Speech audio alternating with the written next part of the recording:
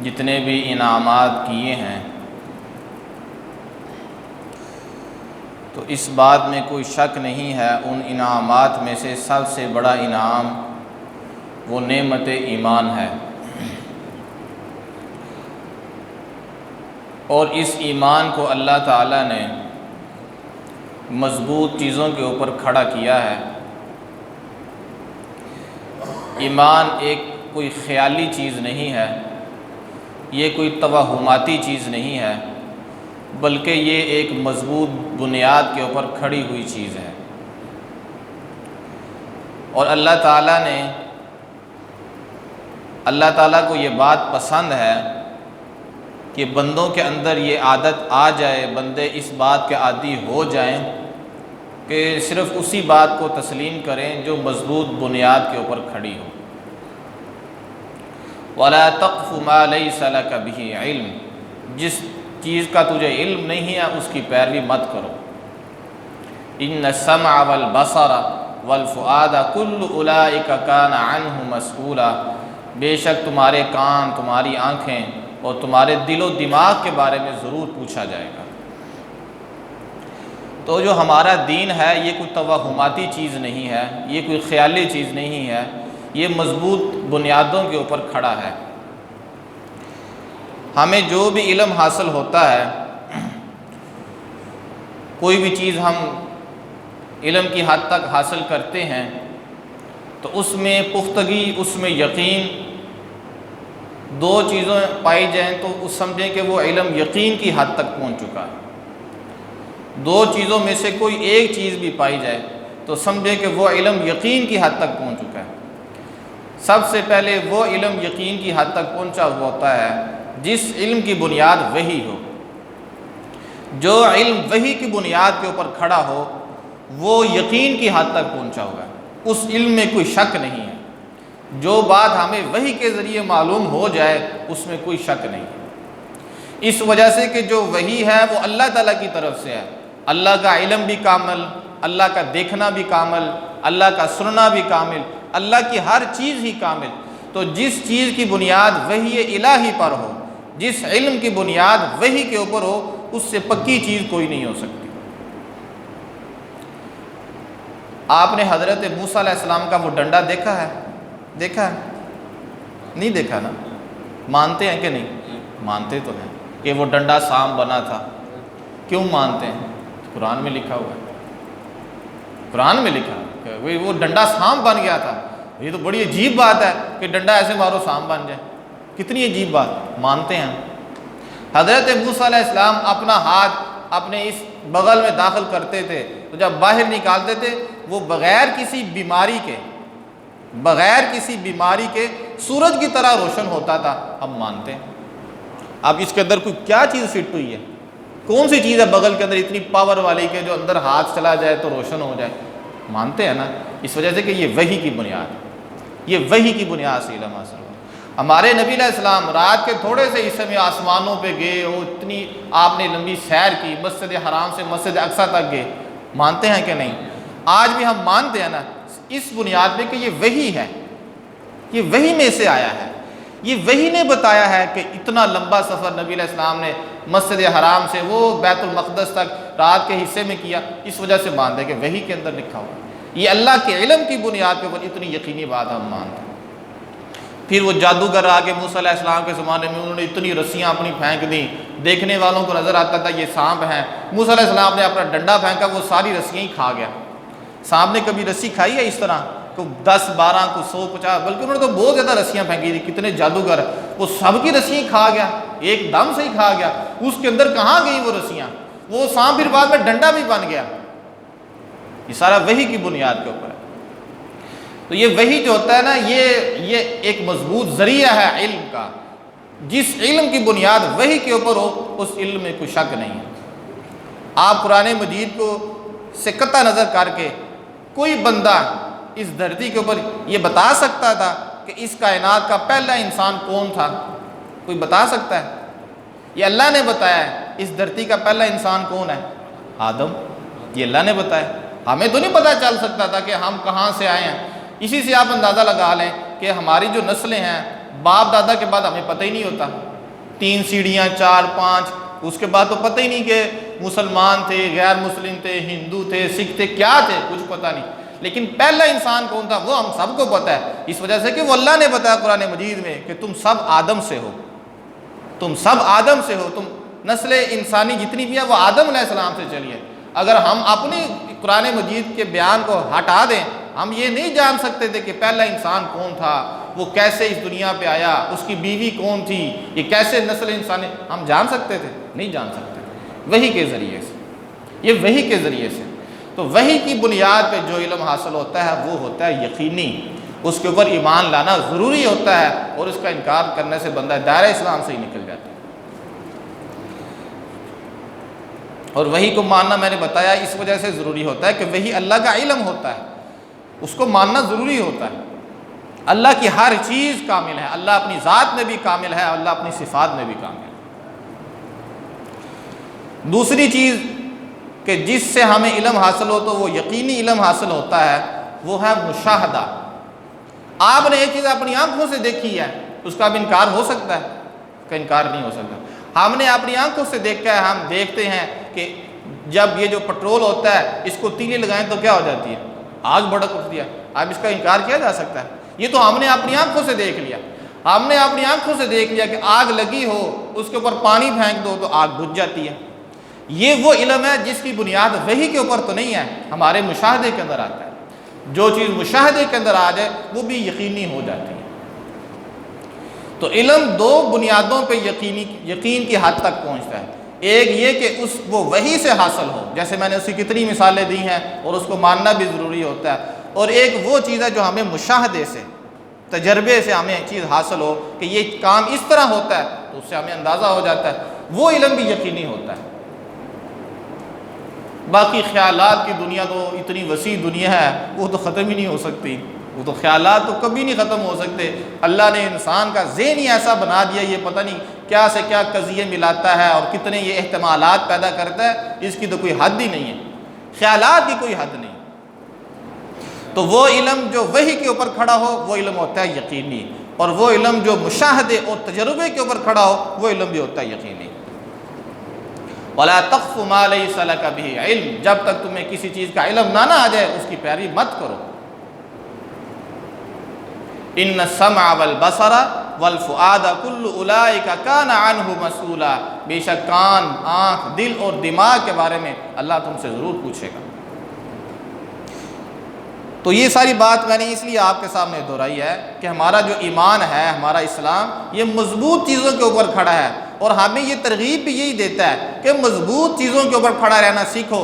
خیالات کے اوپر اپنی کمندے باندھنا اور خیالات کے اوپر قائم رہنا یہ کوئی زندگی نہیں ہے، یہ اسلام کو پسند بھی نہیں ہے۔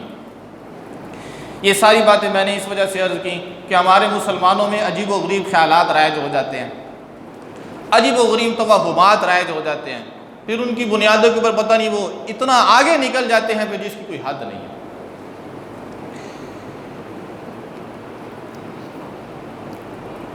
کیونکہ یہ جو بھی مہینہ چل رہا ہے یہ سفر کا مہینہ ہے، سفر کا مہینہ نا، محرم ختم ہو گیا، اب سفر چل رہا ہے۔ تو سب سے پہلی بات تو خود یہ ہے، ہمارے معاشرے میں یہ چیز عام طور پہ لوگوں کے درمیان مشہور ہے کہ سفر کو، مہینے کو وہ منحوس سمجھتے ہیں، بعض لوگ تو اس میں شادی بھی نہیں کرتے۔ اسی وجہ سے یہ جو کاروباری لوگ ہیں نا وہ یہی کہتے ہیں کہ محرم سفر ایک مندہ آمدہ ہے، محرم سفر آ جائے نا تو کام ٹھنڈا مندہ، وہ صرف اس وجہ سے کہ ظاہر وہ کام جو نہیں ہو رہے، جن کا وہ کام شادی سے متعلق ہوتا ہے نا، کپڑوں والا یا فرنیچر والا، اس سے متعلقہ، ان سے آپ کبھی جا کے پوچھیں، یہ کہتا ہے کہ محرم سفر میں ہمارا کام ٹھنڈا ہوتا ہے، اس وجہ سے کہ لوگ ان مہینوں میں شادی نہیں کرتے، سفر کے مہینے کو منحوس سمجھتے ہیں کہ سفر کا مہینہ منحوس مہینہ ہے، اس میں کوئی کام نہیں کرنا چاہیے، اس میں کوئی کاروبار نہیں شروع کرنا چاہیے، یہ مہینے منحوس مہینے ہیں۔ بھئی یہ کیسے فیصلہ کیا جا سکتا ہے؟ مہینے تو سارے اللہ نے بنائے ہیں، سفر کا مہینہ بھی اللہ کا ہے، یہ اللہ نے بنایا ہے، ہم کیا کون ہوتے ہیں ان مہینوں میں نحوست ڈالنے والے؟ یہاں تو اللہ خود فرما دیتے کہ اس مہینے میں نحوست ہے تو پھر تو بات سمجھ آتی ہے، یا نبی علیہ السلام فرما، وحی کے ذریعے سے ہمیں معلوم ہو جاتا ہے۔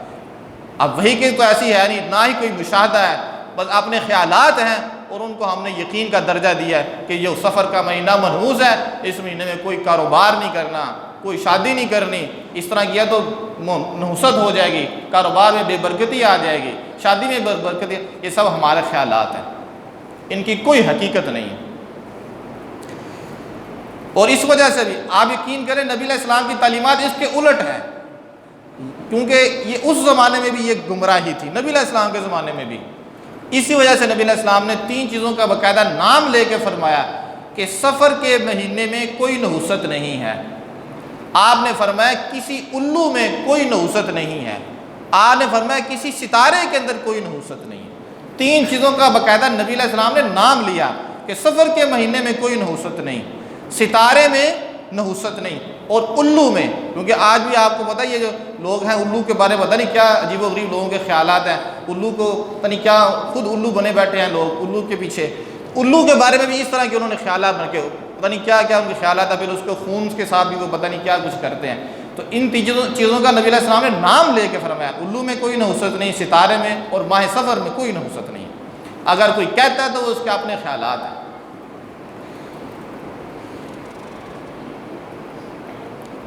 بلکہ نبی صلی اللہ علیہ وسلم نے تو ایک دفعہ یہاں تک فرمایا کہ ایک وقت ایسا ہوا کہ غالباً مدینہ میں غالباً بارش ہوئی، تو جب صبح ہوئی نا تو نبی علیہ السلام نے فرمایا رات کو بارش ہوئی ہے، تو کچھ لوگ تو وہ ہیں جنہوں نے بارش کے بعد اب صبح کی ہے نا، بعض لوگ وہ ہیں جنہوں نے صبح ایمان کی حالت پر کی ہے، بعض وہ ہیں جنہوں نے صبح کفر کی حالت پر کی ہے،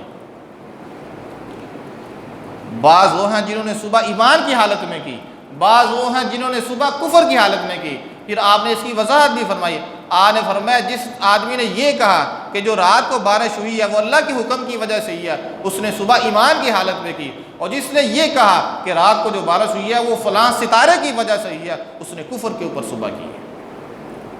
ستارے کا کیا عمل دخل بھائی بارش کے اندر، اس کا اختیار اللہ کے پاس ہے، فلاں ستارہ حرکت میں ہے تو فلاں ستارہ گردش میں ہے تو اس کی وجہ سے بارش ہوتی ہے، ستاروں کا کیا لینا دینا، ستاروں کو تو خود اللہ نے بنایا ہے، وہ خود اپنے پیدا ہونے میں اللہ کے محتاج ہے، وہ اپنی حرکت میں اللہ کے محتاج ہے، وہ اپنی بقا میں اللہ کے محتاج ہے، جب تک اللہ کا حکم ہے تو وہ چل رہے ہیں، جب تک اللہ کا حکم ہے تو وہ حرکت کر رہے ہیں، جب تک اللہ کا حکم ہے وہ فنا نہیں ہو رہے، وہ تو خود اللہ کے حکم کے محتاج ہیں، وہ بارش کے اندر ان کا عمل دخل کیسے ہو سکتا ہے؟ تو آپ نے فرمایا جس آدمی نے یہ سمجھانا کہ رات کی بارش کسی ستارے کی وجہ سے ہوئی ہے، اس نے جو صبح کی ہے وہ کفر کے اوپر صبح کی ہے۔ بارش اللہ برساتا ہے،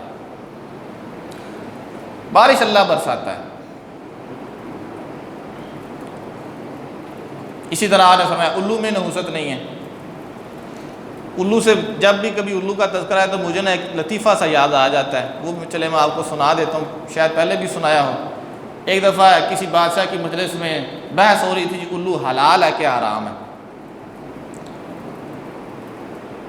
بحث ہو رہی تھی کہ الو حلال ہے کہ حرام ہے، تو وہاں لوگ اپنے اپنے جو بھی ان کی سمجھ میں آتا تھا وہ باتیں کر رہے تھے۔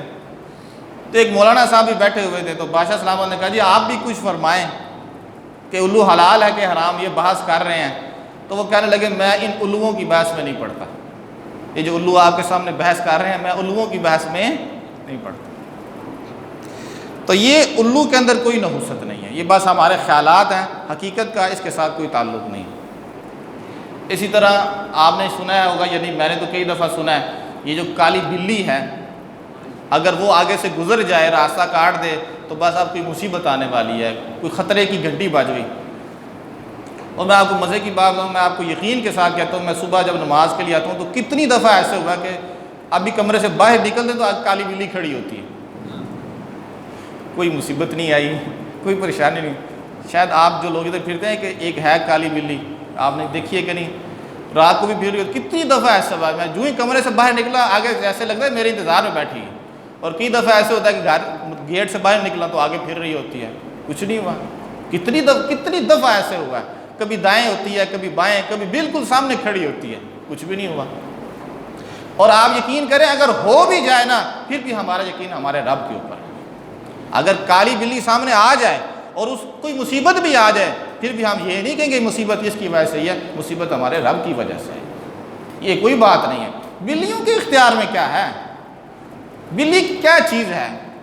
انسان اتنا گر گیا، اتنا گھٹیا ہو گیا، اس کا اللہ کے اوپر بھروسہ اتنا کمزور ہو گیا کہ وہ یہ کہنے لگ گیا کہ میرے اوپر مصیبت بلی کی وجہ سے آئی ہے. یہ تو بلی سے بھی گھٹیا ہو گیا, یہ تو اس نے تو اپنی وقت بلی سے بھی گرا دی. یہ تو ساری مخلوقات سے افضل تھا, جنوں سے اللہ کی جتنی مخلوق ہے سب سے افضل انسان تھا, اور یہ انسان اتنا گھٹیا ہو گیا کہتا بلی کی وجہ سے مصیبت آ گئی. یہ ہوتا ہے کہ جب انسان کو اللہ کا صحیح تعارف نہ ہو, انسان کو پتہ ہی نہ ہو اللہ کیا چیز ہے, تو پھر بندہ ایسی باتیں کہتا ہے میرے کو بلی کی وجہ سے مصیبت آ گئی. بلی کا کیا لینا دینا ہے؟ تو بلیوں سے مصیبتیں نہیں آتی جب تک ہمارے رب کا حکم نہ ہو.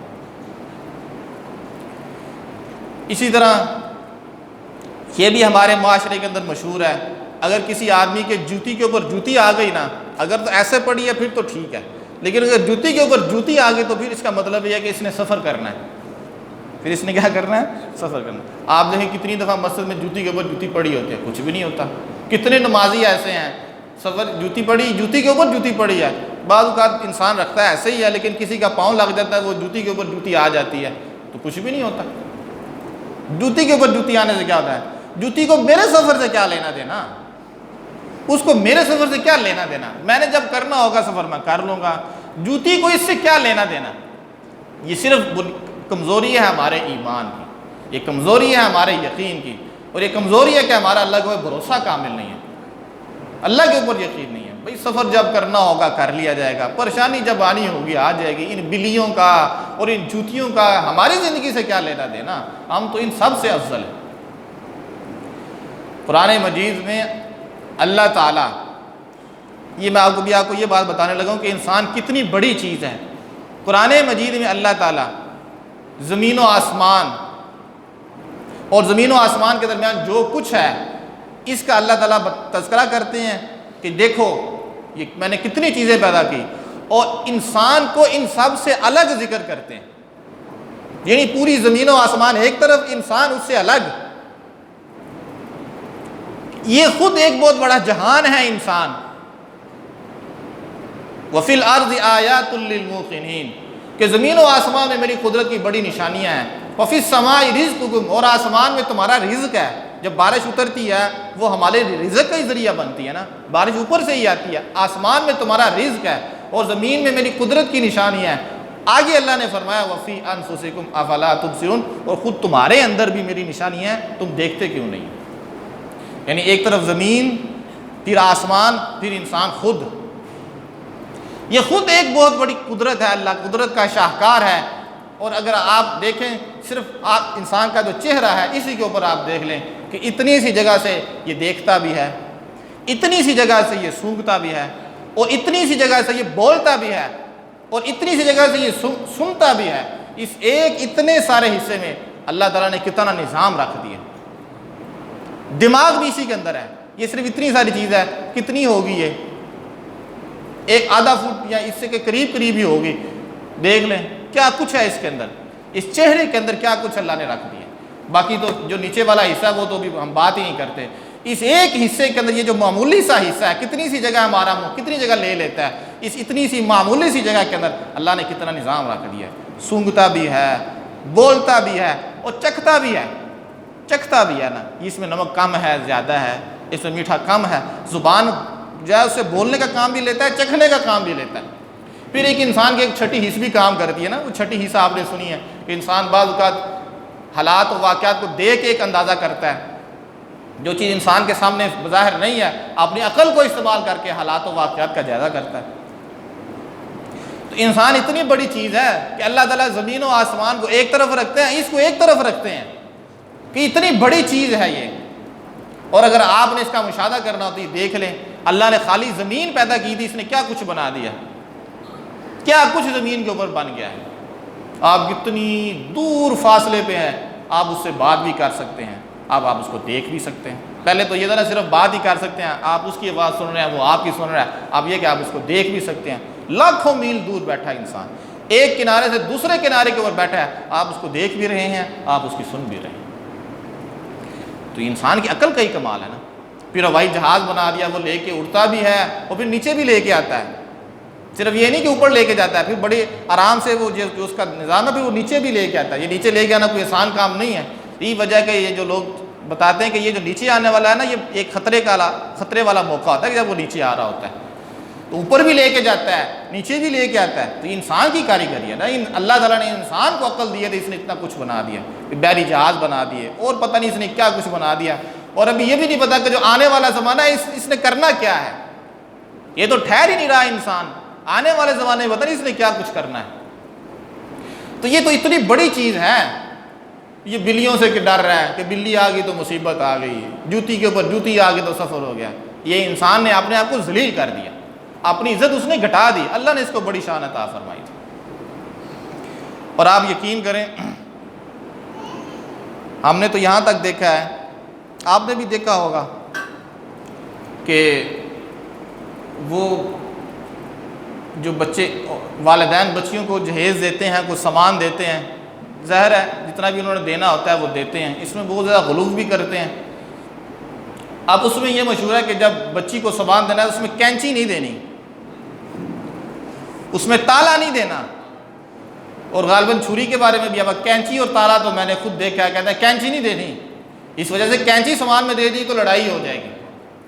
اور اللہ کے بندو، اس بچی کی زبان صحیح کرو تاکہ لڑائی نہ ہو. کینچیوں سے نہیں لڑائی ہوتی. کینچیوں سے لڑائی ہونی ہوتی تو جن فیکٹریوں میں یہ کینچیاں بنتی ہیں نا، وہاں لڑائیاں ہوتی. وہاں کبھی کوئی لڑائی نہیں ہوئی. کیسے لڑائی ہو سکتی ہے؟ کینچی کو ہماری لڑائی سے کیا لینا دینا؟ کینچی تو خود ایک لوہا ہے، اس کو ہماری لڑائی سے کیا دینا؟ بلکہ ہم نے تو بعض کم فہموں کو یہ بھی دیکھا ہے، اگر کوئی بچہ کینچی پکڑ لینا تو بعض کا بچے کینچی کو ایسے کرتے رہتے ہیں نا، اس کو اوپر نیچے کرتے ہیں، تو اس سے بھی منع کرتے ہیں، اس سے لڑائی پڑتی ہے. چلو احتیاطاً بندہ منع کر دیتا ہے کہ چلو کوئی چیز اندر نہ آ جائے، کوئی انگلی اندر نہ آ جائے. لیکن ایسے کرنے سے لڑائی کیسے پڑ جاتی ہے؟ یہ لڑائی کینچی کے اندر کہاں گھس گئی؟ اس بچی کو آپ یہ سمجھائیں کہ بہو بان کے کیسے رہتے ہیں، اس بچی کو آپ یہ سمجھائیں کہ بیوی بان کے کیسے رہتے ہیں. کینچیوں سے نہیں لڑائی ہوتی، زبانوں سے لڑائی ہوتی ہے. زبانوں سے سب سے بڑی کینچی یہ زبان ہے جو ان عورتوں کو جہنم کے اندر لے کے جانے والی ہے. یہ تربیت کرنے کی ضرورت ہے. کینچیوں سے کوئی لڑائی نہیں ہوتی. اور تالا لگا دیا، آپ کہتے ہیں تالا نہیں لے کے جانا، تالا نہ لگ جائے کدھر، کہتے کار میں تالا نہ لگ جائے. بھائی تالوں سے کیا ہوتا ہے؟ یہ سارے ہمارے توہمات ہیں، خیالات ہیں. اور اس سے بڑھ کر یہ کہ اگر یہ ظاہر ہے جب کسی کے ہاں بچہ ہو یا بچی ہو تو بعض اوقات بچے ڈر جاتے ہیں، تو وہ کہتے ہیں جی جب بچہ یا بچی ڈر دے نا تو اس کے سرانے پہ ماچس رکھ دیا کرے. ماچس، یہ بھی میں نے خود دیکھا ہے، اس کے سرانے ماچس رکھیں، اب یہ نہیں ڈرے گی. آپ اندازہ کریں کہ ہم ذہنی سطح کے اوپر کتنا گر چکے ہیں. ماچسوں سے ہم اپنی مصیبتیں حل کروا رہے ہیں کہ میری بچی چونکہ رات کو ڈر جاتی ہے اس لیے میں اس کے سرانے ماچس رکھوں گی تو میری بچی نہیں ڈرے گی. میری جو بیٹی ڈر جاتی ہے میں ماچس رکھوں گی، نہیں ڈرے گی. بھئی ماچس کا کیا لینا دینا؟ ماچس کیسے یہ آپ کی مصیبت ٹال سکتی ہے؟ اگر آپ کو واقعی ڈر لگ رہا ہے تو اللہ کے نبی صلی اللہ علیہ وسلم نے سورہ فلق اور ناس ہمیں تعلیم فرمائی ہے. دم کرو، آیت الکرسی پڑھو، اللہ کا نام لو، قرآن مجید کی تلاوت کرو، اللہ کے سپرد کرو، کسی نیک بندے سے دم کروا لو. اور نبی صلی اللہ علیہ وسلم حضرت حسن و حسین رضی اللہ تعالیٰ عنہما کو بھی دم کیا کرتے تھے. اور آپ فرماتے تھے یہ جو میں اپنے ان بیٹوں کو دم کر رہا ہوں نا، یہ وہ دم ہے جو حضرت ابراہیم اپنے بیٹے اسماعیل اور اسحاق کو کیا کرتے تھے. اور وہ دم یہ تھا، اعیذکما بکلمات اللہ التامہ من کل شیطان وہامہ ومن کل عین لامہ. یا اللہ میں اپنے ان بچوں کو تیری پناہ میں دیتا ہوں. یعنی حضرت ابراہیم کہتے تھے میں اپنے ان دونوں بچوں کو، اسماعیل اور اسحاق علیہ السلام، یا اللہ میں ان دونوں بچوں کو تیری پناہ میں دیتا ہوں. ان کو شیطان کے شر سے بچا، ان کو مصیبتوں سے بچا، اور ہر لگ جانے والی نظر سے بچا. اور یہی کلمات ہمارے نبی علیہ السلام اپنے بیٹے حسن و حسین کے لیے پڑھا کرتے تھے. آپ فرماتے تھے وہ ابراہیم اپنے دونوں بیٹوں کو دم کرتے تھے، میں اپنے ان دو بیٹوں کو دم کرتا ہوں. یہ اتنا بڑا دم ہے. یعنی دو جلیل القدر پیغمبروں کے ساتھ اس کی نسبت ہے، حضرت ابراہیم علیہ السلام اور حضرت محمد مصطفیٰ صلی اللہ علیہ وسلم. تو بچہ اگر ڈر رہا ہے تو اس کو یہ دم کریں، فلق پڑھیں، ناس پڑھیں، آیت الکرسی پڑھیں، سورۃ البقرہ کی جو آخری آیات ہیں وہ پڑھیں، سورۃ الحشر کی آخری آیت ہے هو اللہ الذی لا الہ الا هو، یہ پڑھیں. کسی نیک آدمی سے جا کے دم کروا لیں. یہ کیا اس سرانے میں ماچس رکھ دیے؟ تو یہ سارے توہمات۔ اب میں آپ کو ایک حدیث سنانے لگا ہوں جس سے آپ کو اندازہ ہو جائے کہ ہمارا جو دین ہے اور خود نبی علیہ السلام کا مزاج کتنا حساس ہے اس معاملے میں، کہ جس معاملے میں اللہ کے اوپر چوٹ پڑتی ہو، اللہ کے اوپر جو بندوں کا ایمان ہے اس ایمان کو چوٹ پڑتی ہو، اللہ کے اوپر جو توکل ہے اس توکل کو اگر چوٹ لگتی ہو تو نبی علیہ السلام کتنے حساس ہو جاتے تھے۔ نبی علیہ السلام کے پاس ایک عورت آئی، اس نے کہا یا رسول اللہ میں نے نظر مانی ہے کہ میں فلاں جگہ پہ جانور ذبح کرنا ہے۔ اب وہ مسلمان ہوئے اور آپ کا کیا خیال ہے کہ مسلمان جانور ذبح کرے گا اللہ کے نام پہ کہ کسی اور کے نام پہ؟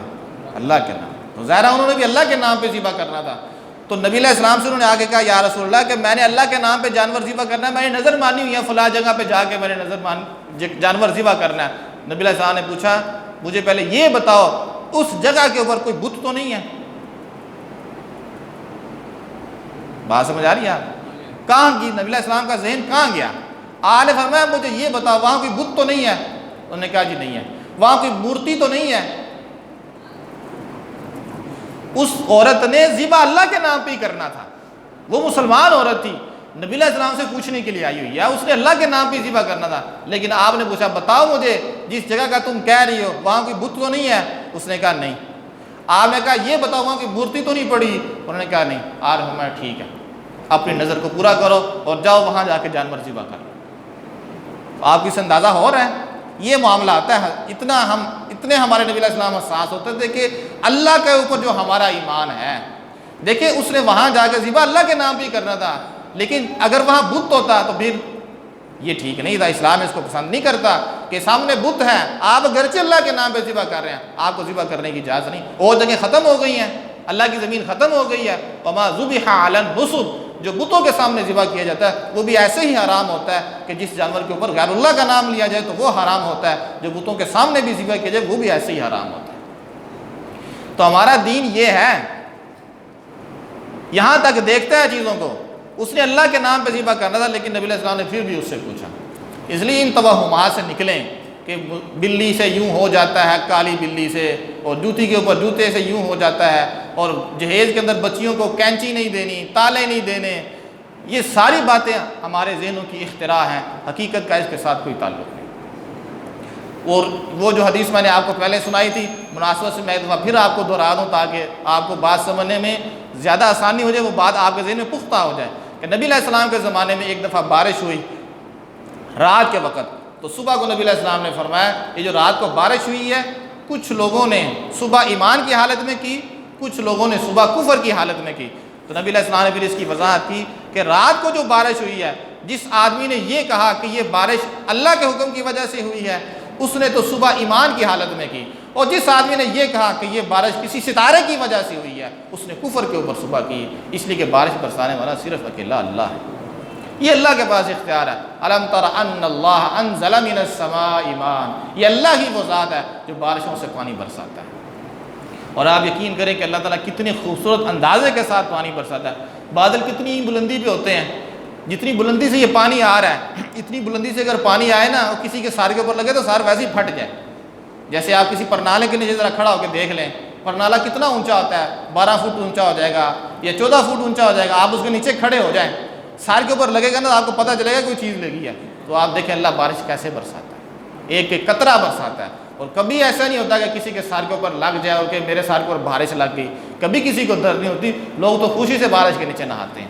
تو اب بارش تو اللہ برسائے، ہم کہیں ستارے نے برسائی ہے، تو اللہ کو غصہ نہیں آئے گا کہ میں نے اتنے خوبصورت اندازے کے ساتھ بارش برسائی اور میرے بندے اتنے گھٹیا ہو گئے کہ ستاروں کے پیچھے لگ گئے کہ فلاں ستارے کی وجہ ہو گئے، فلاں کام کی وجہ سے ہو گئی؟ نہیں، بارش برسانے والا اللہ۔ تو اس لیے اہل ایمان کو اس بات کے اوپر پختہ رہنا چاہیے کہ جو عقائد و نظریات ہیں نا اس کے اوپر پختہ رہیں، ان توہمات میں، ان خیالات کے اندر نہ پڑا کریں، ہوتا وہی ہے جو ہمارا رب چاہتا ہے۔ ما اصاب من مصیبت الا باذن اللہ وما اصابک من حسنۃ فمن اللہ، انسان کے اوپر کوئی اچھائی ہے وہ بھی اللہ کی طرف سے ہوتی ہے، اور انسان کے اوپر کوئی مصیبت ہے تو وہ بھی اللہ تعالیٰ کی طرف سے ہوتی ہے۔ اللہ تعالیٰ سے دعا ہے اللہ تعالیٰ ہمیں ایمان کے اوپر قائم و دائم رکھے، اور اس طرح کے توہمات سے اللہ تعالیٰ ہماری حفاظت فرمائے۔ وما علینا الا البلاغ۔